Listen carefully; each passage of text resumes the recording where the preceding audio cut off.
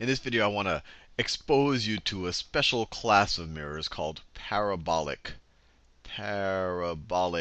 mirrors, or sometimes called parabolic reflectors. And what's neat about parabolic mirrors, and I'll draw a cross section of one right here. And if you're familiar with the algebra, they are essentially the cross section especially is in the shape of a parabola. So let me draw a parabolic mirror right here. So it's in the shape of a parabola, just like that. And what's neat about a parabolic mirror, and I'm not going to go into the math right here, I just want to give you the general idea, is if, and let me just draw its principal axis. So this is kind of the line of symmetry of the parabola. So this is its principal axis right over here. It divides it in two. And in a parabolic, and this is just a cross section. You could imagine if this was spun around, if it was spun around that principal axis, you would get something that would look like this. You would get something that would look like a bowl. It looks like a bowl, but it's actually the shape of a parabola. It's not an actual sphere shape. So if you rotate this around, you would get a circle around the edge. So this would be a circle right over here. But this shape down here is not a hemisphere. It's not spherical. It's actually a parabola. And the reason why we care about a parabola, or what's neat about parabolic mirrors, is if I have parallel light rays coming into a parabolic mirror. So if I do my best to draw a parallel light ray, so parallel to its central axis. So if I have a light ray that comes like that, it will reflect off of the so it's parallel to this principal axis. It will reflect like that. Now, I'll tell you what's neat about this in a second. Now let me draw another parallel ray. Let's say I have a parallel ray that's coming in. It's coming in right over there. So it hits the parabolic mirror at that point. It's going to reflect, so it comes in like that. And if I have another ray that comes in like this, it will reflect, so that the reflection goes right over there. So what's neat about this? Well, what's neat is any light ray that comes in parallel, any incident light ray that's parallel to the principal axis of this parabolic mirror, the reflected ray is going to go through the same point. I don't care where you hit the mirror. As long as it was parallel to the principal axis, the reflected ray is going to hit this point. And this point right here is the focus. This right there is the focus. This is the focus of the parabolic mirror. Now, what's neat about this? Well, let's say that you are trying to capture heat from the sun. You are trying to concentrate the electromagnetic radiation from the sun. So what you could imagine, you could go to the middle of the desert.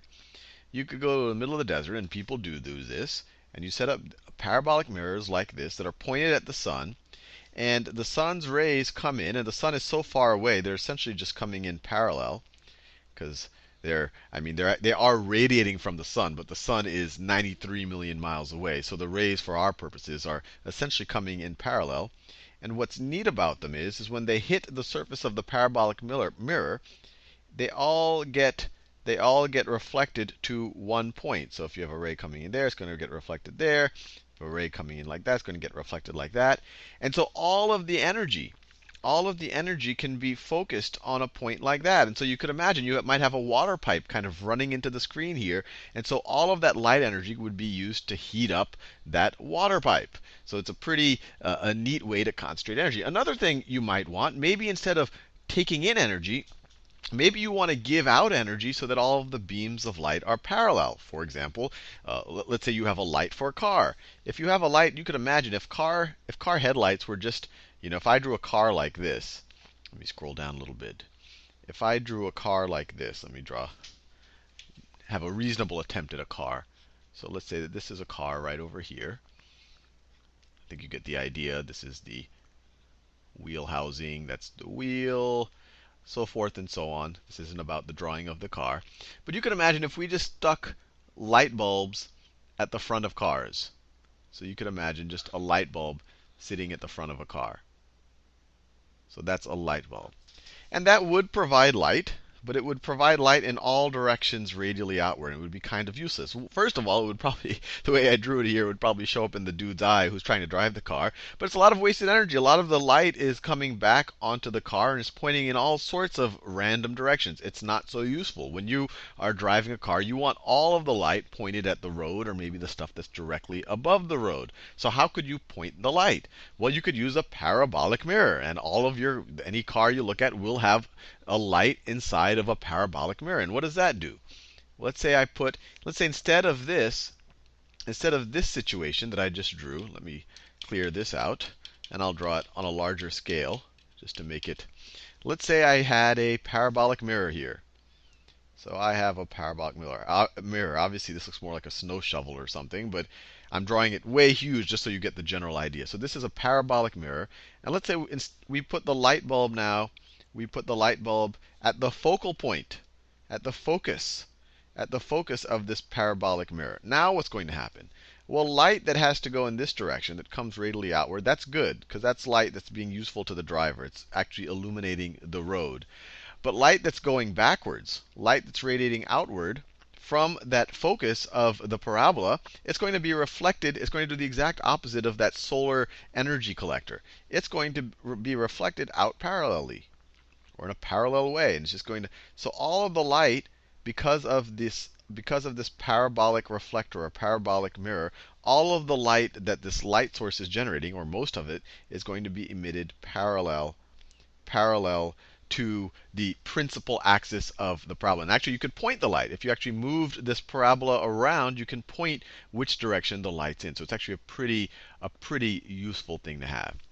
Now, the other thing about parabolic mirrors is that they actually form real images. In the last video, we talked about the notion of a virtual image. You think something is there because it looks like the light is converging at some point, but that point isn't even there. It's actually from some other point it's getting reflected. But a real image, let me draw it over here. So let me draw a parabolic mirror.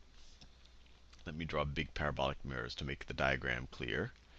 And let me draw its principal axis.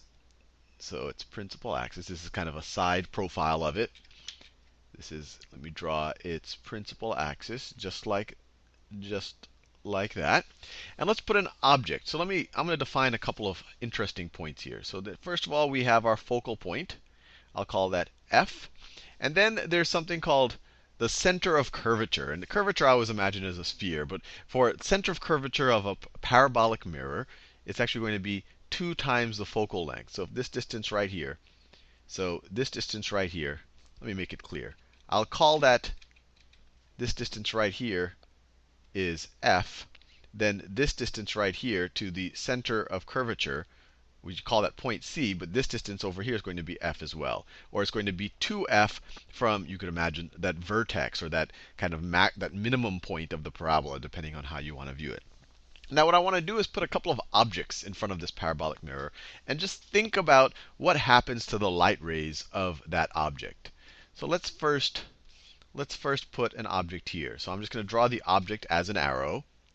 So I just draw the object as an arrow. And that object, maybe some light is shining on it from who knows what direction, but it's going to reflect that light diffusely, assuming it's not shiny. And I'm just going to pick points on this object to radially emit light outward from, or reflect light outward from, and see what happens to those light rays.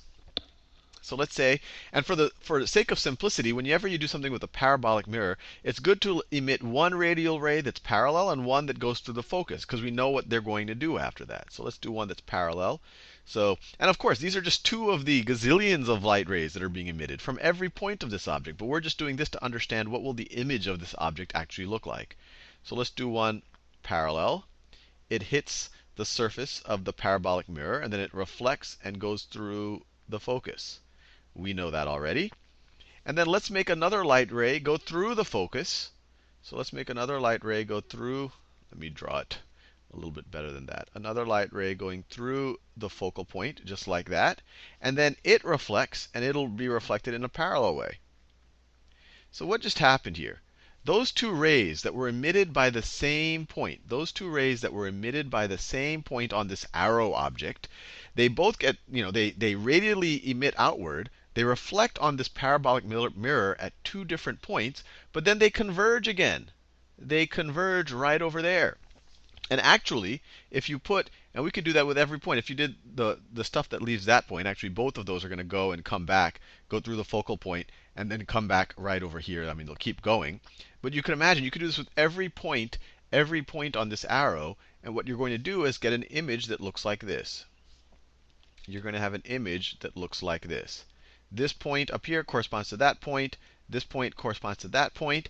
And so if you were to put a screen, if you were to put a screen right over here, if you were to put, this is a screen, it could just be a, I don't know, a white tablecloth, or if there was a wall right over here, then it would actually show the image. You would actually be projecting the image onto this wall right over here.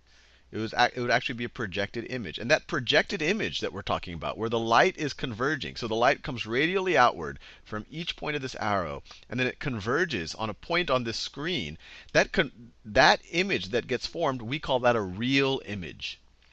It's real image. This is a real image. And you might want to compare that to what we called a virtual image. A virtual image is an image that looks like it's coming from someplace because it looks like things are diverging from some point, but they've really been reflected off of some surface. So what we think is there really isn't there. A real image is an image that's actually projectable. We could put a screen right over here, and then these guys are going to be hitting the screen and essentially diffusing the exact same light. They will be diffusing the exact same light as this point of the actual object.